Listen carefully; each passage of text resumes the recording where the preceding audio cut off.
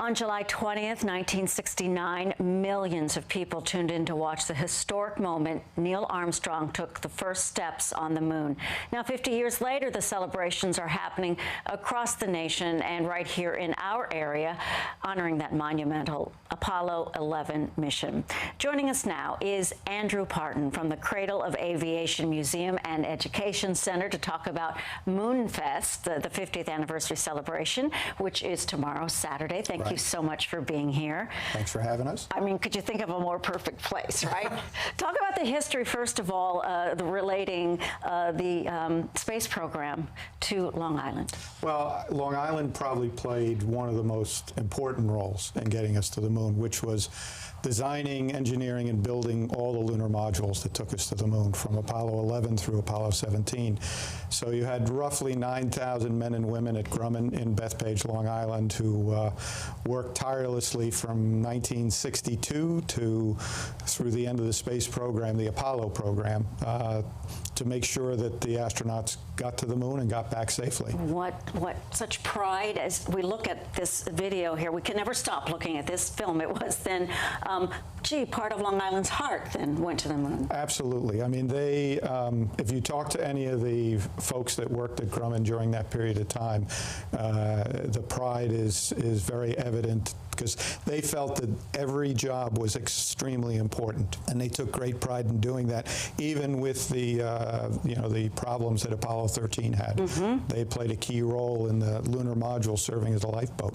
So, at the museum, of which you are the president, the Cradle of Aviation Museum, let's talk about Moonfest, because Saturday is the day. How will you all celebrate? Well, it's it's great that it's a Saturday. Even though it's going to be really hot, we are air conditioned. Good to know.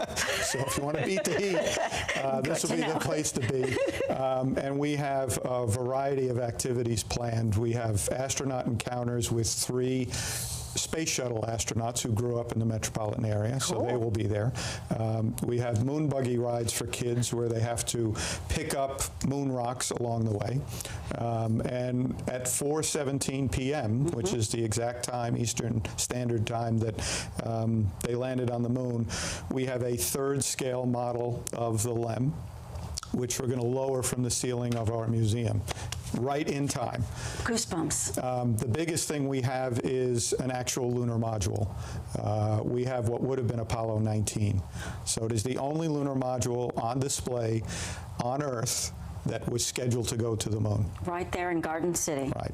I was looking at your website, and just you've listed some of the activities, but it's just so great because part of the mission is to be an education center, and of course this is a family day, and there were things kids could build and stuff, all kinds of activities. You're going to be able to build some rockets, which we'll launch outside. We're going to have solar telescopes for the kids, and a lot of it is trying to use the Apollo anniversary to inspire a new generation, whether they go in as engineers or technicians, or maybe they want to become astronauts too. Nothing wrong with that. Your passion for it, Andrew. I mean, you were watching it that day, I'm sure, just as I was. I grew up in Brooklyn, and I was 11 years old at the time, and for me and my family, from the afternoon of listening to the landing with Walter Cronkite, and then hanging around for 7 hours waiting for Armstrong's first steps, it was a huge day, and it had a huge impact on me. I think that, I didn't get to go to Woodstock because I was a little young,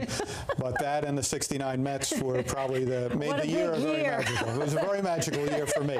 It was a very big year. I'm from Ohio. It was a big year there. Also, when I was a reporter at a TV station in Columbus, we celebrated one of the anniversaries. I'm thinking it was the 20th, and so I went to Neil Armstrong's home, because he's from Wapakoneta. I'm like, Mr. Armstrong, are you the Mr. Armstrong? He was not home, but I was thrilled. I look back at it. Wow, that's very, I actually got to meet him a few months before he passed. Oh. Yeah, which was a big thrill for me. Very big, because he was private. Oh, yeah, he's very private. And we've had most of the Apollo astronauts at the museum at one time or another.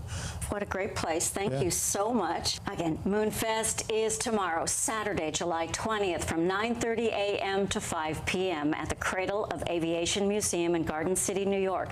Tickets, $20 for adults, $15 for children 12 and under. You can grab yours by finding information on our website, cbsnewyork.com. Thank you, Andrew Parton, president of the Cradle of Aviation Museum and Education Center in Garden City. Have a great Moonfest tomorrow. Very cool, and thanks, Dana. And for more on the Apollo 11 mission and the strides that the scientific community has made, you can check out our social media pages and also our website, cbsnewyork.com.